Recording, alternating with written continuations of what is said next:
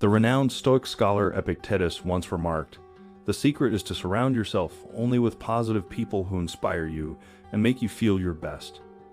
The adage, "You're the average of the 5 people," is certainly familiar to you. We're going to examine that concept through a Stoic lens today. We'll talk about the 7 kinds of people who can impede your progress in Stoic philosophy and how to handle these difficult relationships before we start.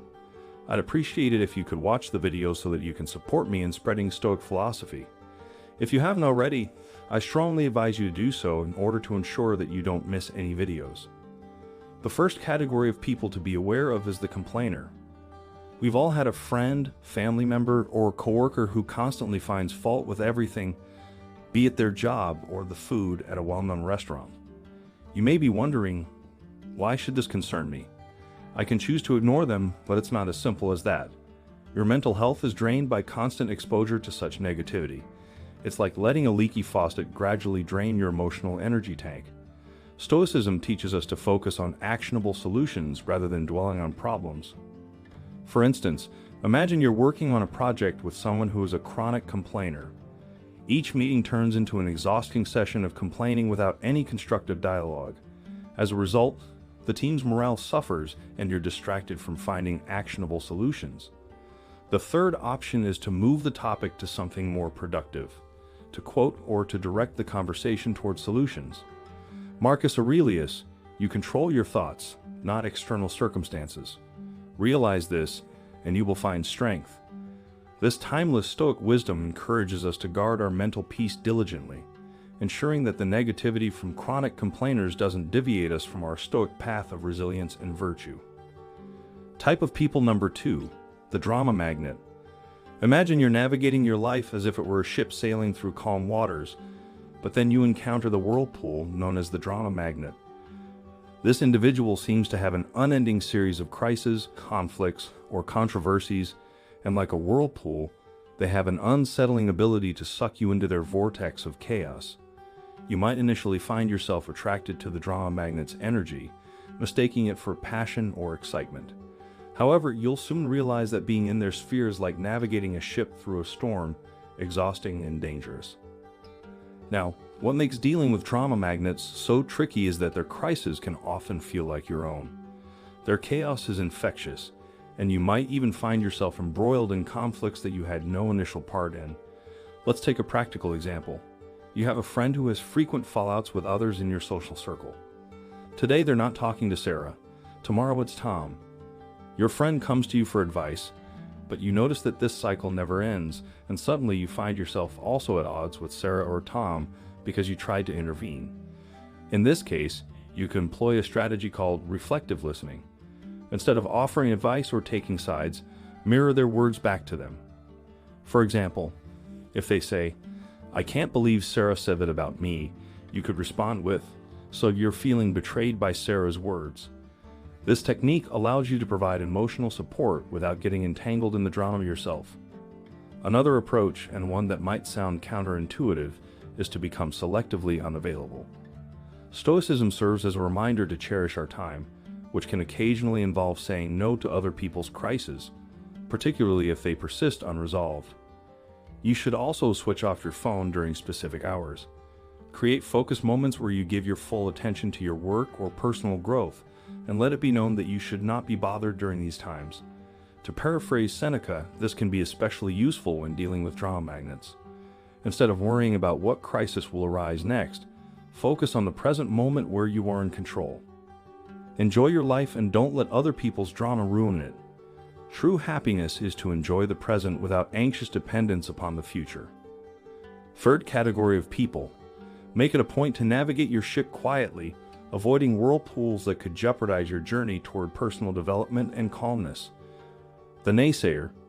Picture this. You're an artist painting a canvas. Each brushstroke adds color, depth, and life to your vision. Enter the naysayer. They walk into your studio, glance at your work, and immediately begin to critique it. "Are you sure about that color? That doesn't look realistic. You know, most artists never make it right." Their words, like strokes of gray paint, start to dull your vibrant canvas. This isn't your standard constructive criticism, which can be valuable. Instead, It's a persistent aura of doubt and negativity. For example, let's say you're excited about pursuing a new career path. You've done your research, spoken to professionals in the field, and maybe even taken a few preliminary courses. When you share your enthusiasm with a naysayer, they quickly list all the reasons it won't work out. The market is too competitive. Do you have the right skills? What if you fail? Soon enough, their doubts start to feel like your own, and the self-assured vision you had starts to wobble. Now, how do you deal with a naysayer, especially when they might be someone close to you? One unconventional but effective method is to ask them for advice rather than just sharing your plans or aspirations. When people are put in an advisory role, they're less likely to attack your ideas outright and may offer more constructive feedback. Instead of absorbing their negativity, another strategy includes turning the script using a technique known as positive confrontation. Make them come up with solutions. If they tell you that you can't change careers at this point, they have an intriguing point of view. Remember the Stoic philosopher Epictetus's words, "We have 2 ears and 1 mouth so that we can listen twice as much as we speak." Listening doesn't mean taking in everyone's negativity. Rather, it means encouraging a more constructive form of conversation. How do you think someone could successfully make a career change? When the naysayers begin to cloud your canvas with their shades of doubt, take a step back, listen, reflect, and continue painting your own life with the colors that speak to you. Don't let anyone turn your vibrant masterpiece into a dull gray landscape. All players in life have the same pieces and the same objective, which is to checkmate the opponent's king. To do this, you must think tactically, make some sacrifices, and take some risks. The victim, on the other hand, attributes every bad decision they make to the board, the pieces, or even their opponent. They believe that they are always in checkmate because of an outside force at work against them, and their story is an endless one in which they are the defenseless main character. It's important to note that some people experience real hardships and systemic issues, but the victim we're discussing uses their situation as a permanent excuse, refusing to take any responsibility for their actions or lack thereof. You might find yourself entangled in their storyline, perhaps as the supporting character who constantly needs to rescue them. For example, "I can't advance in my job because my boss dislikes me," or "I can't get fit because I have bad genetics." What should you do when dealing with a victim? It may be tempting to become their savior, offering endless advice and emotional support, but the Stoics would caution against this and recommend drawing a firm boundary to protect your own mental state. You might employ the caring technique. Show empathy and kindness, but don't try to pull people out of sticky circumstances they can handle on their own. Instead, lend a sympathetic ear, but don't take on their role. Never-ending problem solver, the best revenge, according to Marcus Aurelius, is to be unlike the person who committed the injustice. If you find yourself drawn into the victim's story, fight the temptation to change into them and take charge of your own game board. Make your movements and remember that staying in a perpetual state of checkmate in the chess game of life is frequently a decision rather than an inevitable outcome. Make calculated sacrifices when needed and play for growth and wisdom rather than revenge or sympathy. The fifth sort of person is the toxic positivist, and you've probably encountered them before. When you're going through a hard time, they're the ones advising you to just be happy, dismissing your emotions and experiences with a flippant wave of sparkly optimism. Sunshine, rainbows, and endless floods of emojis. Consider your life as a garden where weeds and bugs coexist with the flowers. But a toxic positivism would have you ignore everything that isn't a rose in bloom. If you have aphids on your foliage, for example, just concentrate on the flowers. While it seems upbeat, their approach might make you feel rejected and detached from reality. For example, let's imagine you're going through a difficult breakup and are feeling depressed, confused, and in need of emotional equilibrium. Don't let negativity into your garden. The advice of the toxic positivist: just grin and be happy. There are plenty of fish in the sea. The complexity of human feeling and the realities of life's obstacles are ignored by this kind of overly optimistic thinking. The only way to grow your garden without letting the toxic positivists trample it with their indiscriminate application of good vibes is to engage them in a conversation that embraces both light and shadow. When toxic positivists tell you to just be happy, take a moment to recognize and label your complex emotions. For example, You could respond, "Yes, I'm grateful for my health, but it's also okay for me to feel upset about this specific issue." Both positive and negative emotions can coexist. You can also use what psychologists refer to as emotional granularity, which is the capacity to feel and distinguish between a wide range of emotions. To use the freeing affirmation, "I'm feeling a bit melancholic today due to X, and that's okay," in connection to Stoic mindset. The next time a toxic positivist scatters their confetti on your carefully tended garden, take a step back and remember that a garden needs both sunshine and rain to flourish. Seneca once said that true happiness is to understand our duties toward God and man, to enjoy the present without anxious dependence upon the future.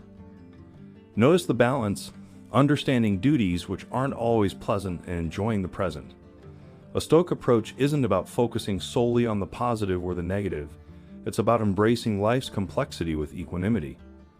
Accept the whole range of your emotions and continue to give your garden the depth and nuance it requires. Kinds of individuals, the sixth, enter the shadowy producer, who subtly rewrites your script without you even realizing it until one day you find your storyline has veered off course. The manipulator is skilled in the art of emotional or psychological maneuvering. They might use flattery, guilt trips, or even deceit to steer you in a direction that benefits them. Handling a manipulator can be tricky business. One technique to counteract their tactics is what some experts call fogging, which involves agreeing with any truth in the manipulator's statements, but refusing to be moved by emotional coercion. For example, you might have a friend who always manages to get you to pay for dinner by saying something like, "You know, I've been having a rough month, and you're so successful. It would mean much to you, but it would make my day better." Over time, you find that your generosity has been exploited, but calling them out feels awkward because they framed it as a favor to a friend. You may respond, "You're right, I've been doing well, but let's split the bill like we usually do." If they think you're so successful, you should pay for dinner. If a manipulator asks you to give them money or agree to things that make you uncomfortable, another approach is to establish firm limits and stick to them. You should also learn how to politely refuse. Be sure to speak clearly and in a calm tone. "I'm here to offer emotional support. I can't contribute money, but I can create a boundary and keep the friendship intact. I take inspiration from Stoic thinking." Epictetus warned us that while we cannot change our external circumstances, we can always choose how we respond to them. The manipulator thrives on your predictable reactions. If you find a kindness lurking in your life, remember that you are the one holding the pen. Regain control of your life script and resist the urge to let others manipulate it. People with the seventh name, vampire, are an example. Imagine your daily schedule as a masterfully composed symphony, with each instrument representing a duty or commitment, and when played together, they create a harmonious balance. However, when the time vampire enters, he or she screeches off key, drowning out your melody and transforming your lovely composition into a discordant noise. Sometimes vampires aren't always bad. In fact, they can appear to be rather nice.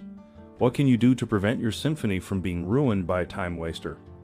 It could be a friend who persistently invites you to social events that you don't want to attend, but you feel compelled to go because of their persistent interruptions, which can turn your productive workday into a series of interrupted moments. These interactions might seem insignificant at first, but their cumulative effect can be extremely disruptive. A vampire, the Pomodoro technique, a time management technique that divides your work into intervals of 25 minutes, usually broken up by brief breaks, is one useful tactic. During these times, you make it plain that you are not to be disturbed. If you find yourself dealing with a social time vampire, this creates a boundary that keeps your most productive moments from being devoured. Remember that saying no is not just acceptable, it's necessary for your well-being. Rather than making long, pretentious explanations, just say no. "I can't make it, but I appreciate the invitation." According to Seneca, if a life is lived well and long enough, time is one of our most valuable resources and should be used wisely. It's the canvas on which we paint our portraits of our lives, so we should be very selective about who and what deserves a stroke of our brush. Make sure that every note, instrument, and melody in the grand composition of your life is in line with your greater purpose.